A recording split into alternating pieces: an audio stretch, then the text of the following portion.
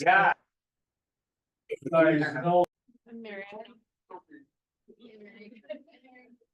So I am really honored to be able to introduce the person who's been in my life longer than just about anyone else. And I'm not gonna tell you how long because it would date both of us. But it's been a very long time, and this is the one person who has always been there for me and has loved me unconditionally. And when it came to the point where I needed help, this is the person I turned to. And I'm gonna make her cry before she has to get up here and speak. And this is the one person that I knew I could always count on. I could tell whatever I needed to, and that is invaluable to me. And when I had to come into AA, this is who brought me in, and I will be eternally grateful for everything that she has done in my life for me. So this is Dilla.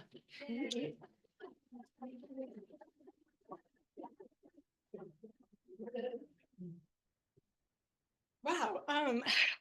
She made me cry. I'm Della and I'm an alcoholic. And it's really interesting because I have actually spoken to this group once before a couple of years ago. So I'm gonna take a breath and start my story. I need to grab my coffee cup. It's interesting because this is a place I never thought I would be. And I don't think anybody in this room ever thought that this is where they would be. And the cup that I have that I'm going to look at through this says, what a long, strange trip it's been. And it's a Grateful Dead thing. And up until recently, I had very little knowledge about the Grateful Dead. But the person who introduced me actually took me to a Grateful Dead cover band. And I got a phone call on a Friday afternoon saying, "What are you doing today?" And I said, "I'm sitting at home eating my ramen, watching, Netflix." And they're like, and Mary said, "Do you want to go to a concert?" AA tells us to say yes, the things that make us uncomfortable, to things that we don't necessarily want to do. And I said, "Sure, I'll go." And then my follow-up question was, "Do I have to change my clothes or can I wear my bib overalls?" And she said, "You can wear what you have on." And I said, "Great, when are you picking me up?" So we're in the car going across the Higgins Street Bridge. And I said, "Where are we going?" Because I had no idea where we were going or who we were listening to. And she just burst into laughter and said, "We're going to a Grateful Dead concert at the Wilma." I said, "Okay." So I was a Grateful Dead virgin. I guess this is a thing at that point. So that's where I am today. So that happened a couple of weeks ago. And I have some other interesting news that I will share about where I am today, because a lot of people in this room have been on the journey with me for the last 3+ years since I moved back in April of 21 to care for both of my parents who were in wheelchairs and who have since passed. So how did I get here? How did, someone who grew up in Missoula end up in an AA meeting with over 12 years of sobriety? How did I make that switch? How did I get here? And I've thought a lot about that. And I may cry again. I realized that probably the first step in the blame, shame, guilt, there's something wrong with me, started very, very early. I was about 3 years old. I was about 3.5 when my mother graduated from the University of Montana with a teaching degree. And that's relevant because before that time, she took me and I spent 2 weeks in Idaho with a friend of hers. And when I was an adult, a few years before she passed, the woman turned to me one day and said, "When your mom dropped you off, we weren't so sure she was coming back for you." And I went, that's an odd thing to say to somebody. And I had my 2 children and my ex-husband and the same thing. But it wasn't until I came to Missoula in 21 that the pieces began to fill in, all the puzzle pieces as to what happened and why I always felt weird. My mother was a single parent. She was told she'd never have children. Ta-da! So she was an elementary school teacher in 1964, unmarried and pregnant, and her husband had been dead for 4 years. So she did what anybody would do. She put her first husband's name on my birth certificate, and the lies began. I did not find out until I was 14 that my biological father was somebody other than the name on my birth certificate. And there was always the lies and the guilt and the shame with my family. I would walk into a room and people would stop talking. My mother was overworked. She was tired. And she wanted to have kids. Be careful what you ask for. But she was a single mother with a lie, a big lie. And I was living proof on a daily basis of the lie that she was forced to live in the hell that she had created. And that, of course, transferred to me because as children, we feel that we know something's wrong when people stop talking. I came into AA through therapy. I was visiting a therapist. I knew that I was depressed. I was on antidepressants. There were some issues going on. She said, you know, we need to talk about your drinking. And I'm like, oh, I'm fine. I'm going to stop drinking. I have support. And she's like, no, you need to get some more support. And at this point, I was living in an upper crust suburban area of Milwaukee. Nobody knew I drank. My family knew I drank, but I had best friends who saw me almost on a daily basis, who had never seen me take a drink. They didn't know I was passing out, blacking out at home at night. And I was like, oh my God. She said, we're going to have to start talking about intensive outpatient. People would know. I was kind of like a 1950s stay-at-home mom. You know, I drew the curtains and was drinking myself to death in plain sight. And nobody noticed. And I was resentful because nobody noticed. So I drank more. And then that resentment just fed on itself. Because couldn't people see that I was miserable? Didn't they understand the situation that I was in? I felt like I was trapped, like like an animal that gets their foot caught. And rather than chewing it off and fleeing the situation, I was drinking myself to death. And I didn't see a way out. And I thought I was doing the right thing. I was staying married and being a good mom to my kids. And, you know, you could eat off of any floor in my house because everything was perfect until you opened the door and saw what was going on. So I'm sitting in therapy and I'm facing intensive outpatient. And I said, okay, fine, I'll go to an AA meeting. I still have the original big book of the women's group that I went into, and there are 8 women's signatures with their phone numbers in it, and they signed it. And I couldn't figure out how to get into the church, and it was this whole thing, and I parked behind, and I drove 20 minutes away so nobody in the neighborhood would know. And I went in and I sat down and I said, hi, I've got a problem with alcohol. And they gave me a big book and I smiled and I listened and everything was grand. And I walked out the door, climbed into my now ex-husband's truck and cried all the way home. But I heard something from these women who were clean and had showered and looked like normal people, and they were laughing. And I went back. I got, they call them a when and where, and it's about that thick. And there are 100 meetings a day in the Milwaukee area. And I went back and I went through and I flipped and I'd circle meetings every day of the week. And I kept going back and I kept going back. And I was getting close to doing a 4th step. And my first sponsor had fired me because they shoot their wounded in Milwaukee. I had relapsed. And one of the deals with her is that if I was going to, she was going to sponsor me, I needed to call her every day. And I got around that by texting a little bit. And I relapsed and she fired me. And there I was. What am I going to do? Well, I found another meeting and I went back and I would find another sponsor. And eventually I got to the 4th step. But there were things in my life that I did not want to share because we all think that whatever we have done, whatever we have been through is the worst trauma in the world. Nobody has done what we've done. Nobody knows these secrets.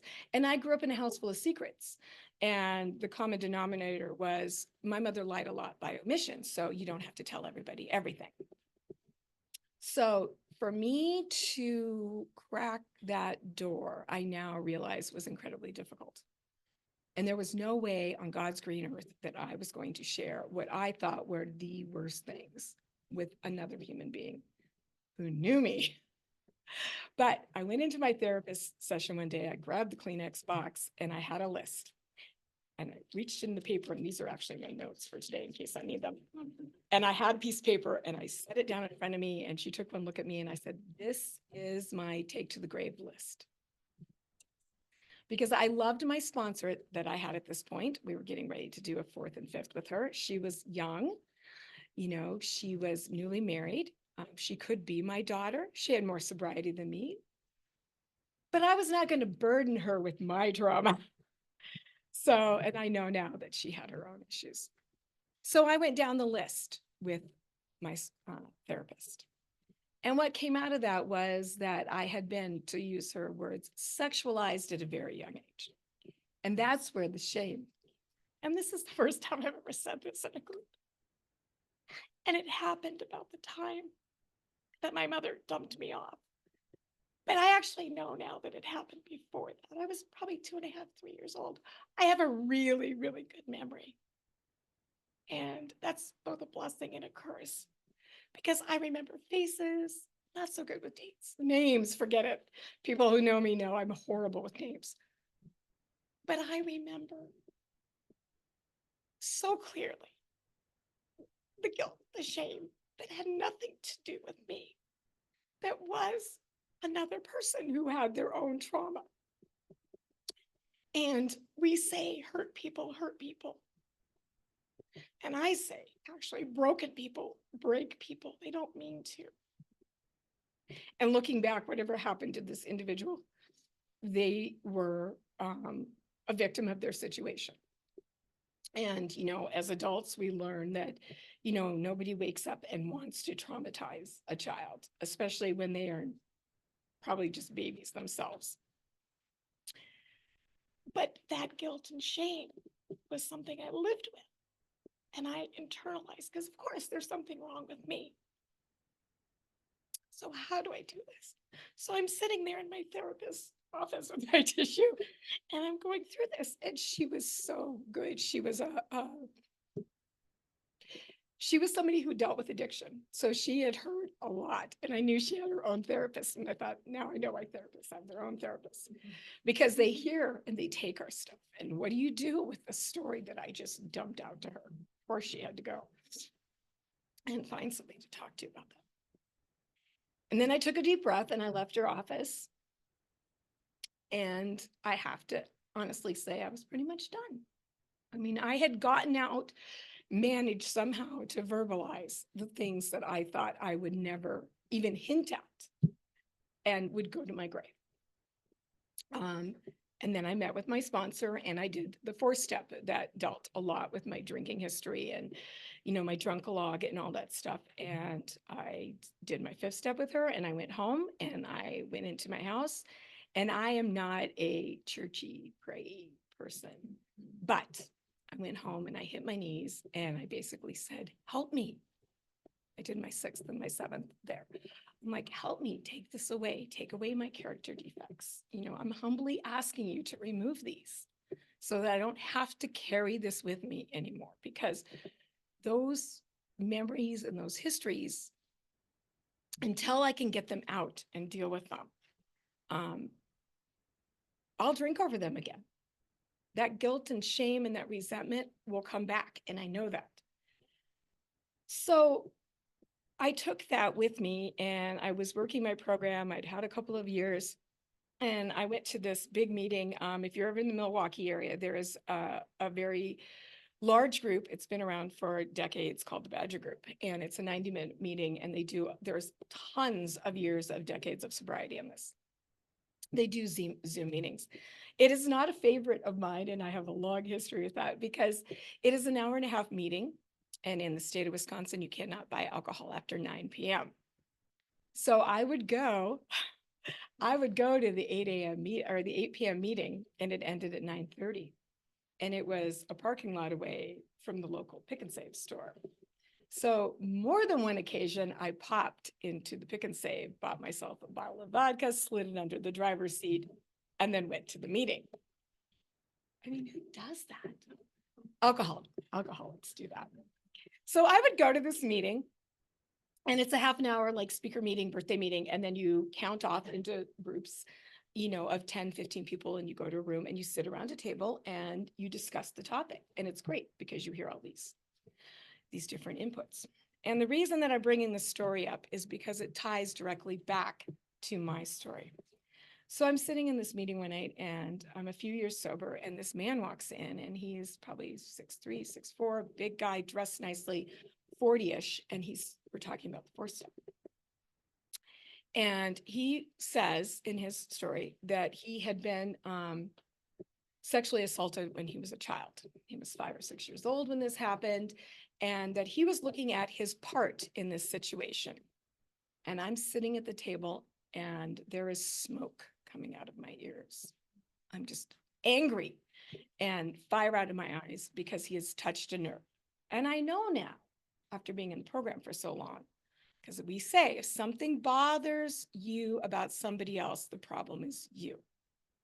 So why is this man's share making me just crazy? So I sat there, and I had already spoken first, so I had nothing to say. I just sat there and listened. And I did something I usually don't do, which I approached him afterward, and I went up and I said, wait a second. I said, you were a child. You did not ask for this. You cannot tell me that you are responsible for what happened to you. You are a true victim. And he turned to me and he said something that I will never forget and that I hold on to. He said, you're right. He said, my part in it is not what happened to me. It has to do with how I deal with that. What am I going to do with that? Because when you come into AA, you look at your part, and we all go back and we look at what happened to us. He said, I can let what happened to me define me because my part in it is holding on to that for the rest of my life and staying in that victimhood and letting that define who I'm going to be going forward. And I was immediately blown away because that had never occurred to me. Because I sat through the steps. I listened to people. I had listened to what they did. But that spin on the 4th step, that spin on responsibility by someone who had lived through it, worked through it, and was sober. And the man was smiling at me as he's telling me this. Because he just made the decision to no longer let what was out of his control in his past define him moving forward for the rest of his life. He was not going to be a victim. Did he remember it? Did it affect him? Of course it did. Something that happened. It's like a broken cup. We break a cup. I break a lot of cups. You break a cup or a plate, we can glue it back together. But it's always broken. It's always there. We can fix it and we can turn it into something beautiful. The Japanese do this. They take gold and they'll seal it, and they make something absolutely beautiful out of something that's broken. And that's what this man did. He took his broken child self and he made something beautiful out of it. And he shared it with me. And I have actually shared parts of this story in the Sunrise group before, so I apologize to those of you who have heard it. But I left that meeting and I really thought about that. And I thought about how am I going to define myself for the rest of my life? How am I going to move forward through what had happened to me? I'd gone the 4th step. I'd done my 5th. I'd asked for help. I'd done what I was supposed to do. And I still had this ugh that was sitting inside, this bleh. And I thought, I'm letting this incident, and there were other incidents, I'm letting the incidences define who I am. And I didn't want to do that anymore. So I was going through getting sober. I had sponsees. I used to work nights at Amazon. They're 10, 11-hour shifts. I stopped going to meetings. I hit a meeting a month. When I first got the job, I would get off work. I'd stay up. I'd go to a meeting on Saturday morning, which was the meeting I loved, and then I would sleep. And I just couldn't do that. COVID hit. And we all know COVID had an impact on everybody's sobriety in weird, strange ways. And I probably went 6 months without going to a single meeting. I wasn't connecting with anybody. I was isolating. I wasn't drinking, but I definitely was not my best self, as my children would probably explain. And then the situation arose where my parents needed assistance. And it's a situation where they did not have the money to go into an assisted living situation. And I made the decision, taking responsibility for this, to come and move in with my parents and be their caregiver. So, and I knew it was going to be difficult. I dragged my feet. So in April 29th of 2021, I showed back up in Missoula. And if you were here last week, this is where Mary's story of sobriety intersects with my story. Because I showed up and Mary was around at that time.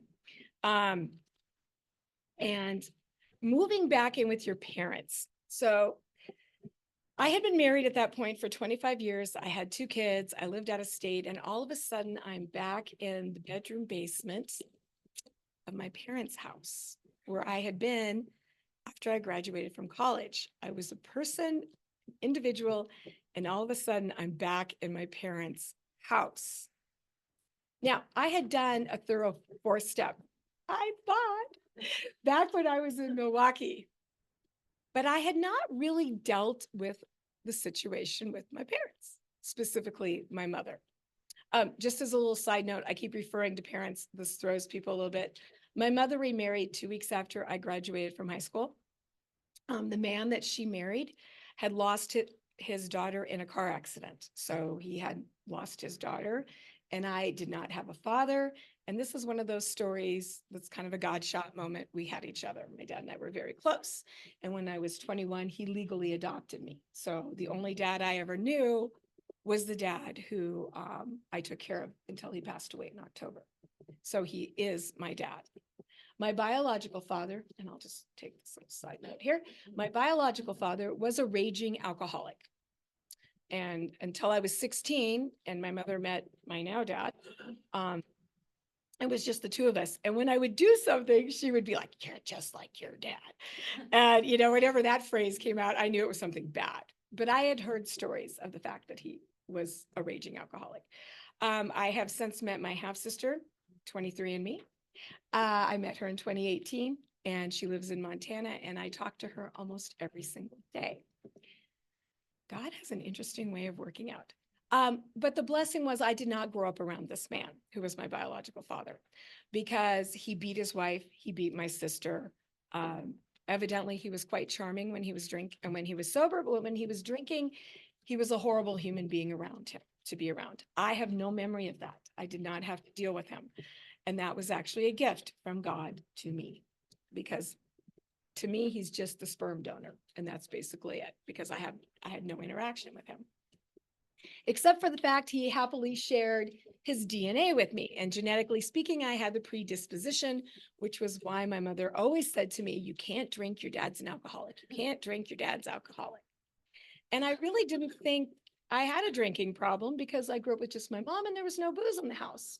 However, first time I had alcohol, I was 6 years old. It was homemade wine by a German man, and I promptly threw it up when was given a chance. And I would not drink again until I was later in school. But from the get-go, when I did drink, it was not a good experience. I was a blackout drunk almost from the get-go. You put booze in front of me and I would drink. And I always thought it was a great thing that I could have a beer, a glass of wine, a shot of vodka, go back to beer. And I was fine. People would be barfing, and I'm like, "What? This is great. I've got a great tolerance for alcohol." No, actually, I didn't. I showed up at high school. I graduated from Hellgate High School, and a friend and I had gone home for lunch, and we got totally shit-faced, because the drinking age was 18 in Montana, and I was over the age of 18, and we got totally shit-faced and showed back up in school. And we're sitting on the floor in the journalism department, laughing our asses off, and people were coming in and out, looking at us, and they left us alone.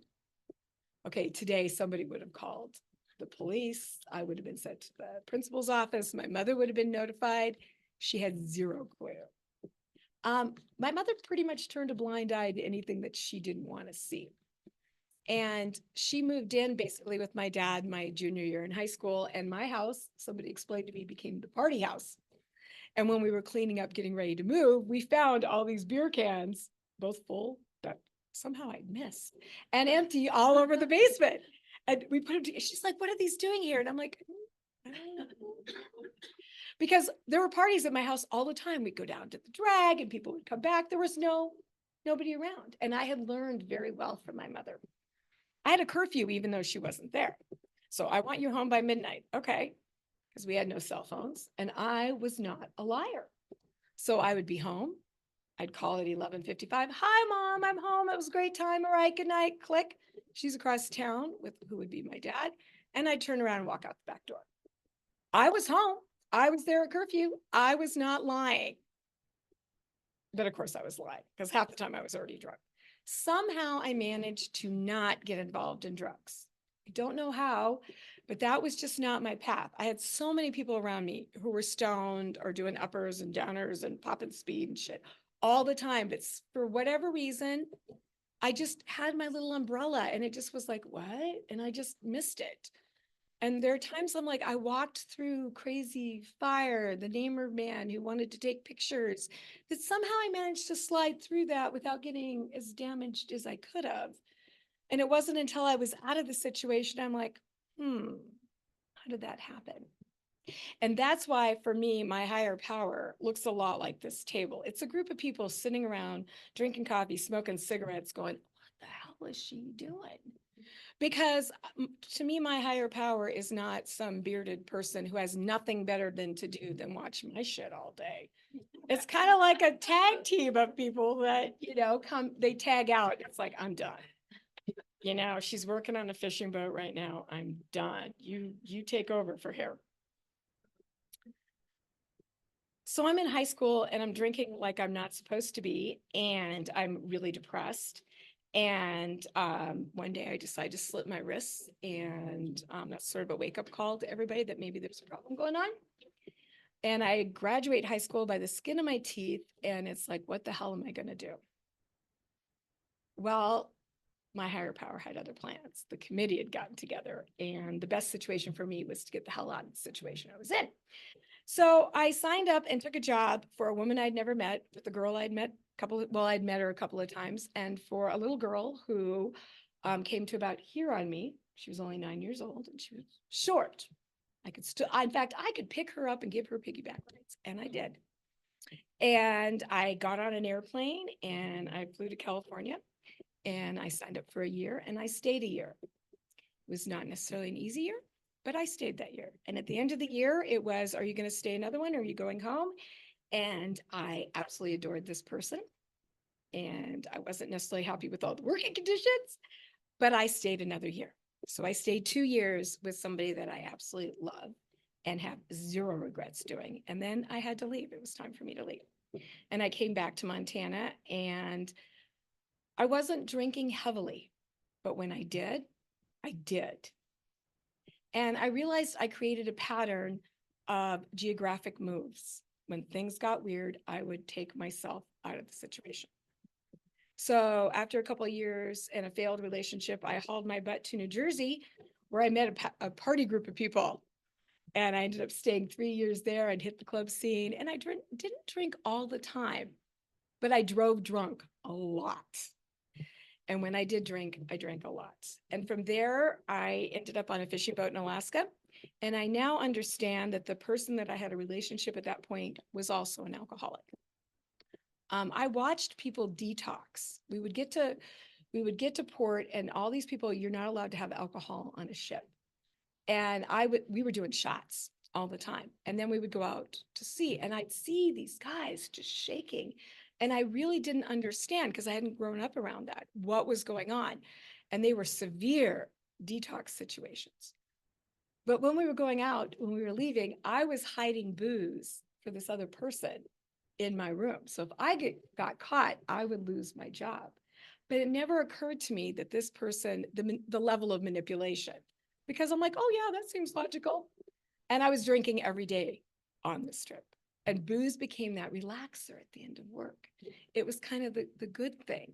And it wasn't just, beer, it was the amaretto, it was the whole thing, there was a whole process. And that mystique of alcohol followed me. as I went along my life. And eventually I got married, I had kids, and I had a 6-pack of beer sitting in the refrigerator for 6 weeks. A neighbor finally said, "When are you guys going to drink that?" And then I quit teaching, a job I absolutely loved. And I moved with my husband to Milwaukee. And I would say to people, I lost myself when we did that, because all of a sudden I was in an apartment with 2 little kids, and I was the 1950s stay-at-home mom. I was ironing his shirts, doing all the laundry, cooking all the dinner.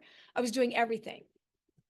And I was dying, and I didn't know how to live this way, because that's not who I was. So I had a surgery at around that point, and I got painkillers. And when that stopped, and that was even actually when they were giving all the opiates out like candy, but I didn't ask for more. And how do I deal with this? Because I kind of liked that floating feeling in the afternoon. It made the situation that I found myself in with my now ex-husband tolerable, and it was pretty intolerable.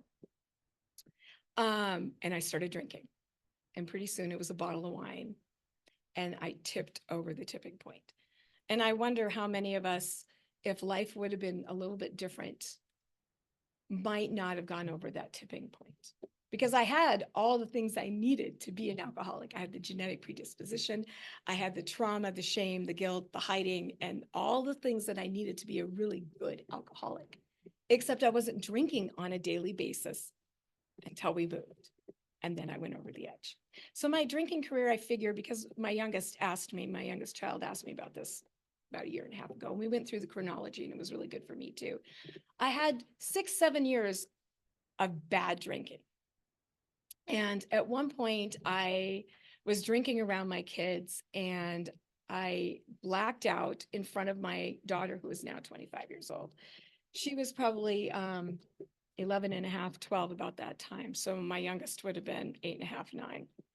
I'm standing in the kitchen, and as I'm talking to her, I melted in front of her. And on the way down, I passed out. I hit the counter, the kitchen counter, which was a 90-degree angle in such a way that it split my lip.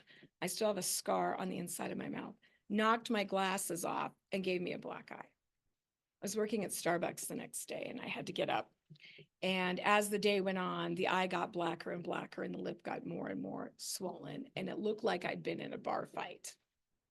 And my daughter and my ex-husband had to get me off the floor with this bloody lip and carry me upstairs and get me into bed.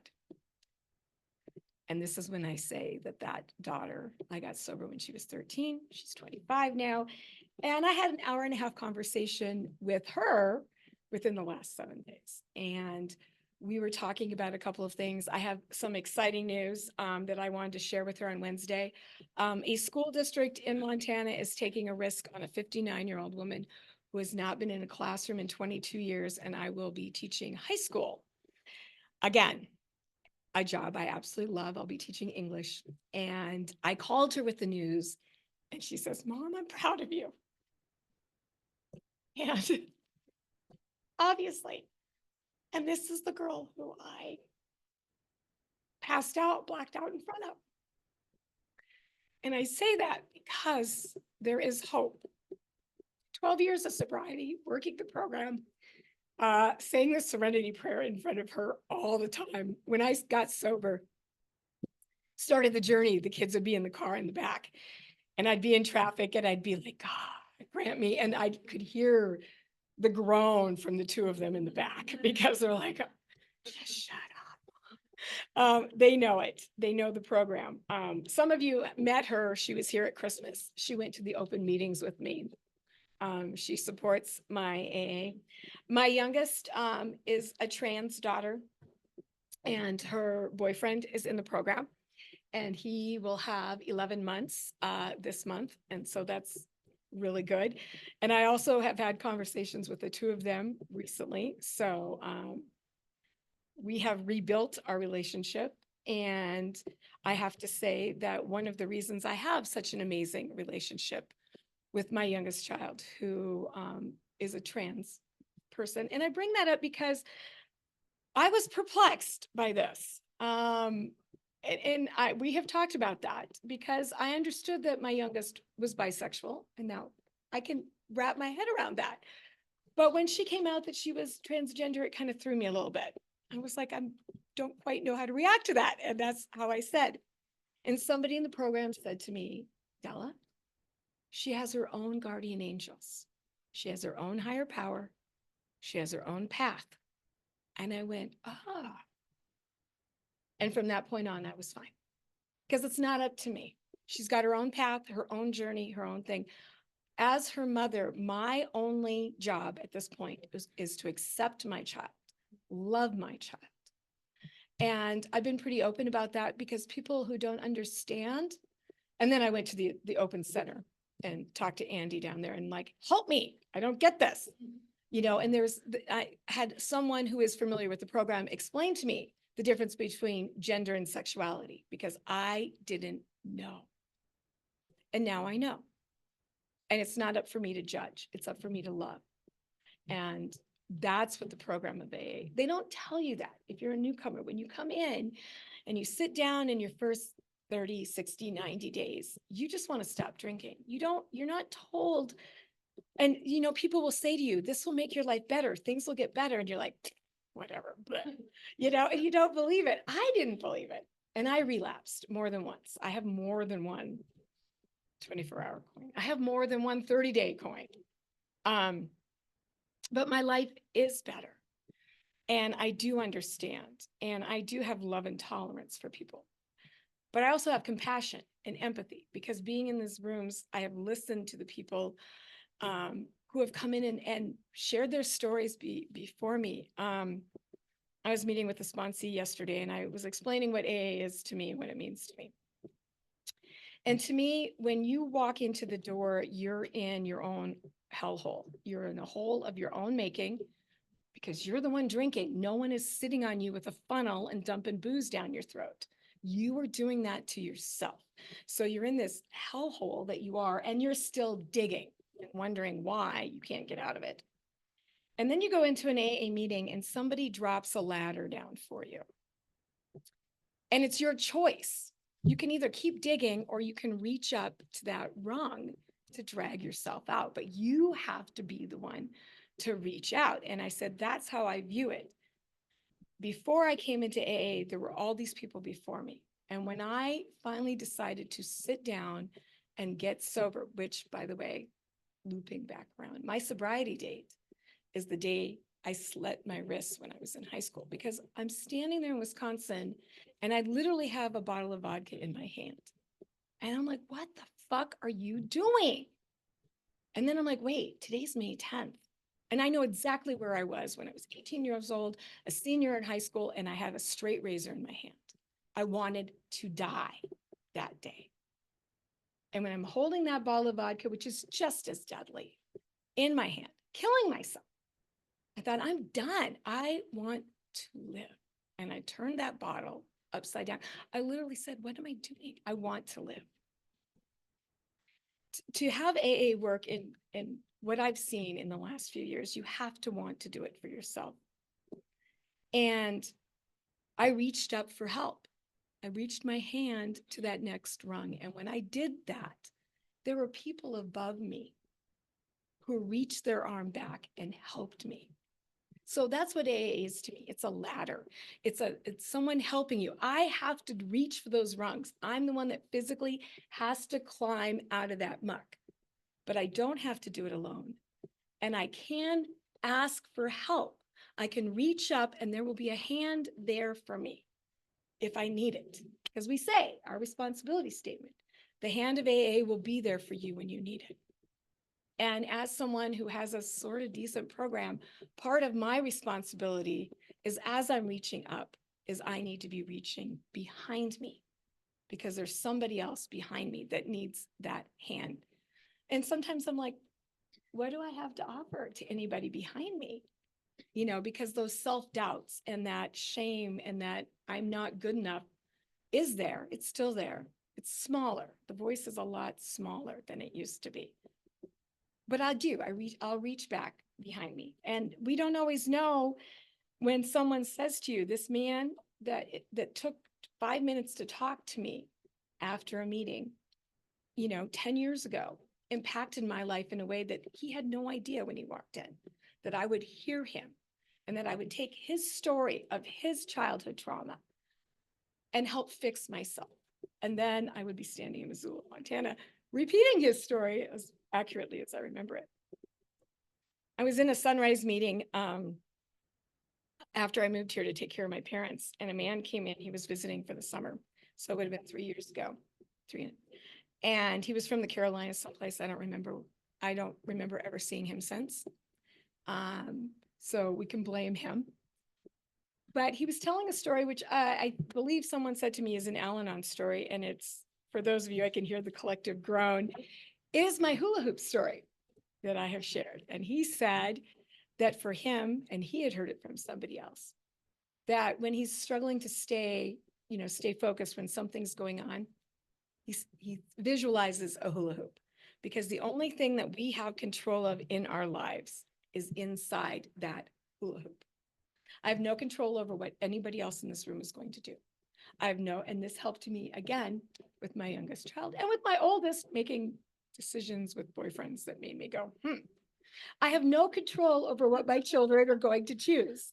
I have no control over what my sponsees are going to choose. I have no control over the guy who's going to cut me off on reserve 3 hours from now. The only thing I have control of is what's inside this hula hoop, which is me. How am I going to react? Am I going to put my program in action, because it is an action, when something happens to me? I can choose. I can be an asshole, and when that guy cuts me off, I can flip him off and zip road rage behind him and cut him off, or I can just let it go. The choice is mine, and I can make that choice because I'm sober. I went to a meeting today, and I'm clear-headed, and that's what AA has given me. And again, this is a story I heard in a meeting, because I went to a meeting and a man who I never met before wandered in and said this story. I shared this with a friend who is not in the program, and it was funny. He said to me about a year ago, he said, "You know that hula hoop story of yours?" He said, "I use it all the time," because he works around other people. And anybody that deals with other people, which we do all the time, you can't control. And there are assholes out there. And the only thing we can control is inside of ourselves. And I said to somebody Wednesday, after I found out about this teaching job that I'm going to be doing, and I'm going to tell a little bit about that story briefly, because I'm running out of time. Yay. I was worried about time. I said, I think I'm going to get a hula hoop, because I have a few. And actually, after the first time I ever told that story, I was driving down South Avenue, and there was a yard sale, and there were 3 hula hoops that this person was selling. And I'm like, whoa, went around the block, backed up, and went and bought a hula hoop.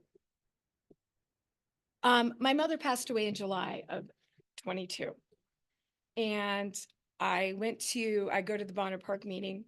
And that following Friday, I went to the Bonner Park meeting, and I took my hula hoop with me, and I sat my lawn chair in the middle of this hula hoop.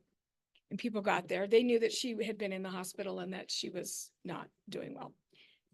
And that hula hoop story helped me get through the loss of my mother, the loss of my father, the loss of my marriage. The fact that when my father died, reality came crashing down because my job. So I lost my job. I may lose the house. I lost my father. And 22 days later, I was divorced. And it all happened condensed in 23. The only thing I can control is myself. I did not take a drink.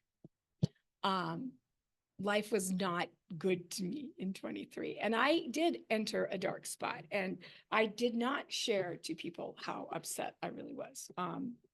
I went through the motions. I had things I had to do. I had a Packer game I got to go to. It was wonderful. I got to spend time with my child. Click.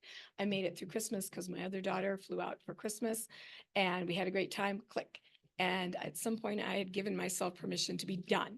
I'm done I could just exit the stage. I had checked off. I had one more thing. I had a birthday party I needed to do. And when I was done, I was done. Because at some point in early December, I didn't really want to be here anymore. Life had pretty much taken everything it could from me. But I'm still here because life changes. And if we just stay focused and wait for the miracle will happen. So a week ago, I sold a piece of my dad's equipment that was because I have to clear out his shop. And a man came in the program, came to pick it up. And he said to me, he started to talk to me about the house that I'm living in. And I looked at him at some point and I said, well, I can't even fight for this house because I don't have a job. Be careful what you say out loud, because my committee of coffee smoking, chain smoke, or coffee drinking chain smokers heard that and somebody went, ha!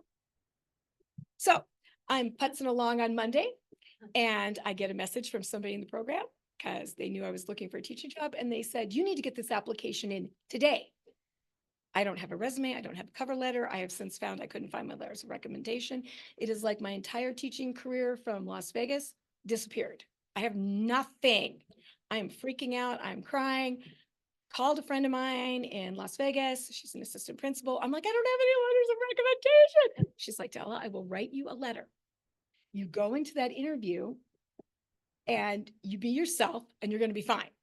Because she gave me the kind of pep talk that I give people, but I have really hard time hearing myself. So by the end, by 9:30 Monday night, I had cover letter, resume, I had everything ready to send out. I'd found the bare minimum I needed.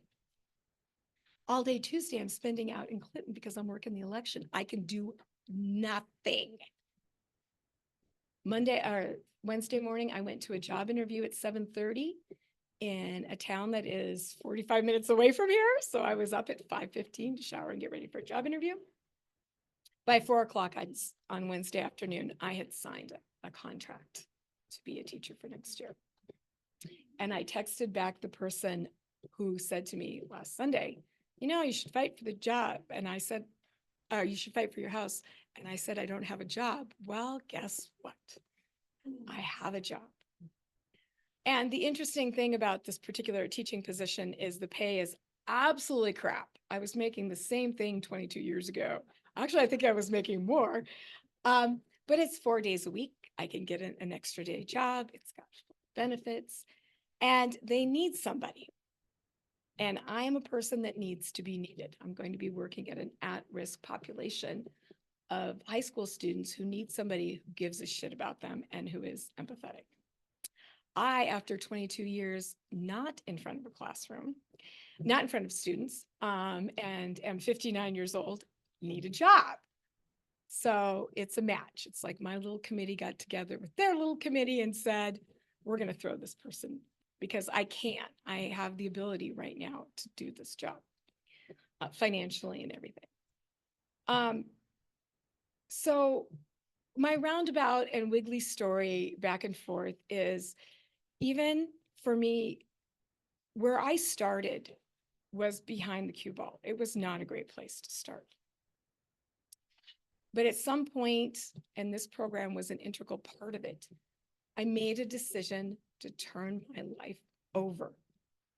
And by getting out of my own way and stop pushing the river and trying to force everything to go its way and just being okay, everything is okay. And if there's anybody that's newer or you're struggling and you have a lot of time and life isn't working the way you want to, it's just like, just stop pushing for a day.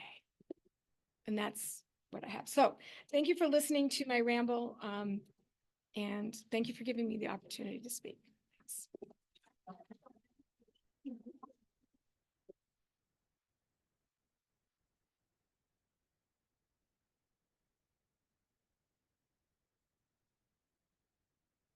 Thanks, Stella. Before closing, let's remember that anonymity is the spiritual foundation of all of our traditions. On a personal level, tell anyone you wish that you're an AA member, but please do not reveal the identity of anyone else. You can find an audio recording of this meeting, it's just audio, and past speakers on our YouTube channel, which is at Sunday Speaker, with a capital S on Sunday and a capital S on speaker. Just ask Brian or I if you have any questions about that. Is there any announcements?